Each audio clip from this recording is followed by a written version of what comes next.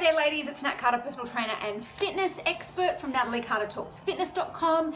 If you don't know who I am a personal trainer. I have been for about 15 years and I help women get fitter, stronger, leaner and more body confident with real-time, easy solutions. It's so not about fad diets and diet pills. It is about things that work and are easy to implement day to day. So I thought I'd address in a couple of videos how you can overcome this hatred of exercise, or this I have no time to exercise, this real block that a lot of women seem to find themselves in. And I think, like a lot of things, we've really got to just coach ourselves out of it, because really at the end of the day, if I was given the choice of wine and a cheese platter or 45 minutes of exercise, I know what I'd choose. And in case you think that I would choose the exercise, you are so wrong.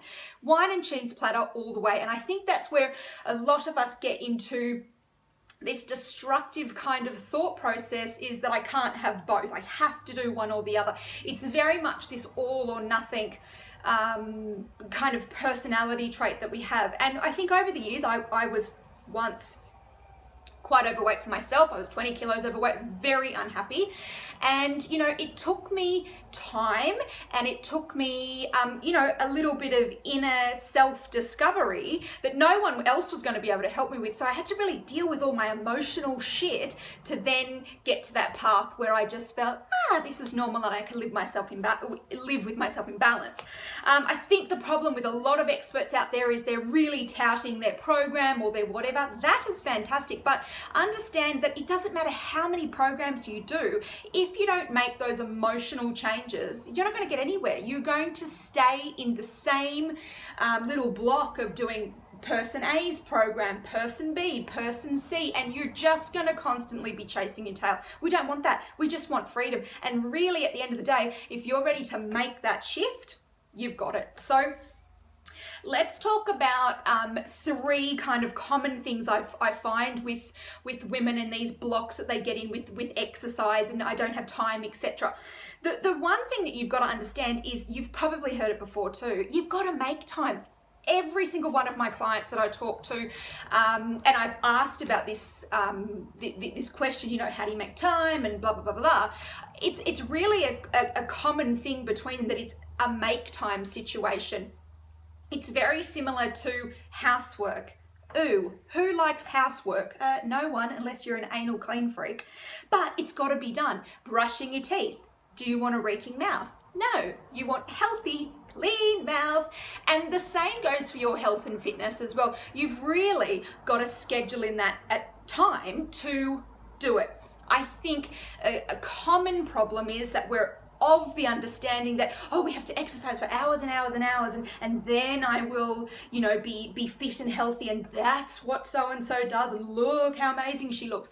Get this bullshit of looking at each other out of your heads. It's just about you. It's just what you need to achieve. And really, you know, a lot of my clients, as a general rule, most of them exercise, you know, between 2 to 4 times a week. And it's about just, you know, getting those workouts in, even if it's 10 minutes in a couple of bursts throughout the day, that's totally fine. Or you do one 45-minute workout, that's great.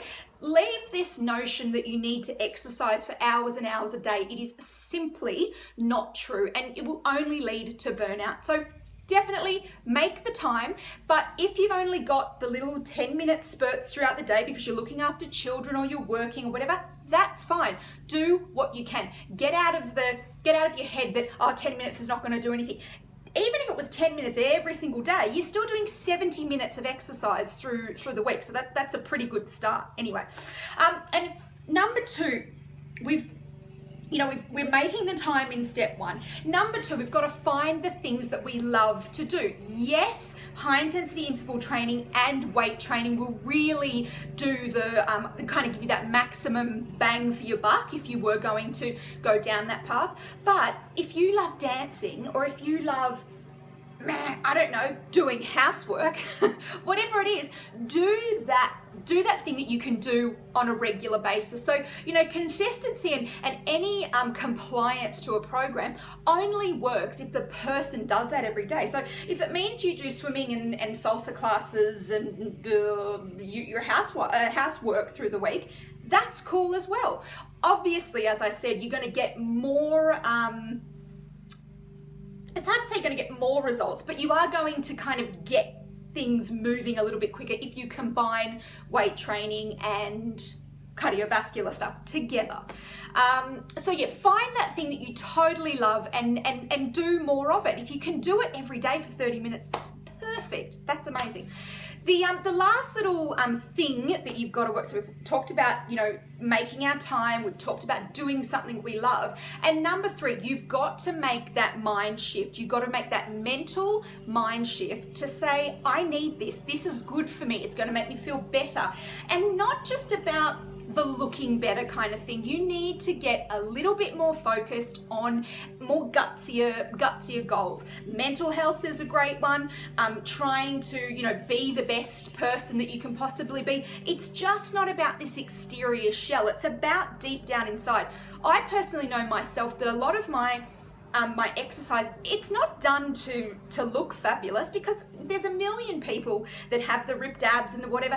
That's not always someone's goal. So I think that's a really important thing to remember, that your end goal does not have to be the ripped, lean, what people, you know, say is a sexy fitness body. You can have a sexy fitness body in as a size 14. You can have it as a size, you know, small, lanky girl who really loves doing sport. That's totally fine. Let's get out of our head that one particular body size or type is something that we're striving for. So always think of something else to kind of push you through, rather than just this physical aspect. And really, like I said, for me, hands down, it's that mental getting out there, and even if it's just going for a walk or a hike outside in nature. For me, that's a really like turn off time. I feel recharged. The gym doesn't always give me that. So, you know, most of my workouts are outdoors, but you know, that's a different story. It doesn't matter what you do. So recapping on all those things to really make that shift to start to love exercise and kind of wake up and go, yeah, I can do this. You've got to definitely make the time. You've got to do the things you love, and you've got to get meatier goals that mean that you're going to be able to achieve stuff. So I hope that helps. Please feel free to comment below and tell me how you're working on yourself. Also feel free to share this video with friends that might need a little bit of a kick up the ass. My name's Natalie, and I am from NatalieCarterTalksFitness.com, and I will see you very soon. See you, ladies.